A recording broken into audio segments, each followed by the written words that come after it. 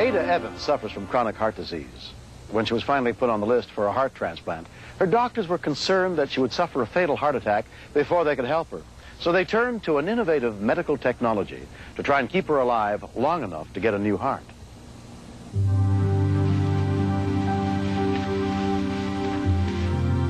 She just have a lot of courage. And whenever she hurting, you ask her how she feeling, she said fine. And when you know she's hurting, but she still say, I'm feeling fine. Noodles?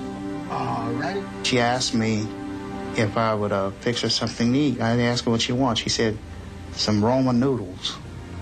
And I guess it was the Lord that brought me in here. I don't know what I was coming for. I just came in. And I heard this little noise behind me, and I looked around. Her eyes were walled back and her mouth wide open. Hold on, sweetheart. For the second time in a month, Ada was suffering a life-threatening cardiac arrest. But this time, they had a medphone in their home. I just knew when I saw her, the condition she was in, it had to be done. Hold on, sweetheart. When the medphone case is opened, it automatically dials the hospital. Critical care nurse Angie Orlando took the call. As soon as I answer the medphone, the information of who's calling and who's been trained on the medphone pops up on my top screen. So I was able to know that it was the Evans residence. We had practice drills, but I was really scared because I knew this was going to be real. Okay, put her on the monitor, Mr. Evans. Okay, I can see now. And I could tell that she was in a ventricular tachycardia, which is a life-threatening, irregular heartbeat, and she would die if it wasn't corrected and put in the normal rhythm. She was unresponsive and she wasn't breathing. She was almost dead. The hospital staff and Ada's family had been thoroughly trained in the medphone. But this was the first time the portable electronic cardiac treatment system would actually be used. I want you to check. She said, get back, we got a shock or right away, a defibrillator, right away. Angie Orlando was about to try what had never been done before. Shock a heart back into beating through the phone lines with the patient still at home.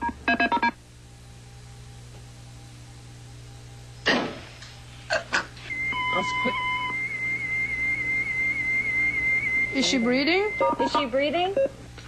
She's gasping. Do you know how to do CPR? Yes. Okay, you need to start CPR now. A call was placed to 911 to get help for Ada and Roscoe at their home as soon as possible. EMS, what is your emergency? Well, I'm calling to have an ambulance sent immediately to an address 335 William Place. And what is the emergency? The emergency is the patient's in VTAC. They're doing CPR on the patient. You said a patient is they doing CPR on the patient? Yes. Okay, man, we'll get someone on over there. Thank you. All right. Not being there was really hard, and I didn't know Roscoe. I had to rely on his word, and I had to have a lot of trust in him. Mr. Evans, is she breathing?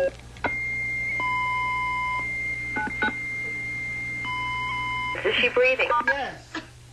She's breathing. I thank the Lord for giving me strength, hold up and do what had to be done. Stay still.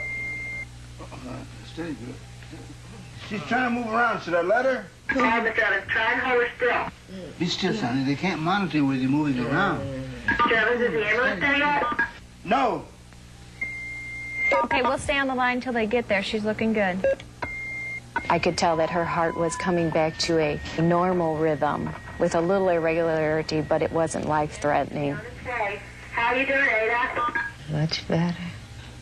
You look good here. I'm just going to stay on with you till the ambulance gets there. Less than 10 minutes after the call to 911, paramedic John King and his partner arrived on the scene.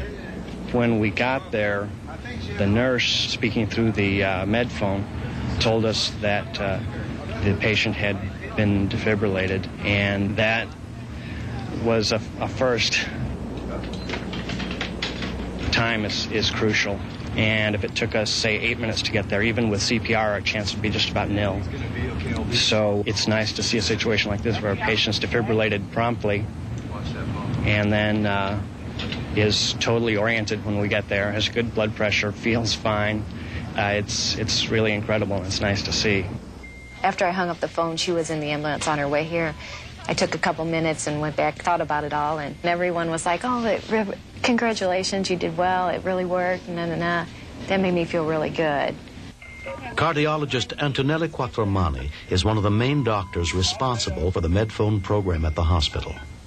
She basically died, and, if it wasn't for the box and the availability of the energy, she would not have made it. So it's a big, big success of technology and, of the human part, too. Later on I thought about how close she was to death. She wasn't breathing, no heartbeat or anything, And then it went through my mind, she could have been gone. Ada Evans beat the tremendous odds against surviving a sudden heart attack in the home. On July 7th, a heart donor was found for her. She's now well on her way to full recovery from the transplant. And she and Roscoe have another chance at life. She's my best friend. She's everything. And had it not been for the Medphone, she wouldn't be here today. So I thank the Lord for the Medphone.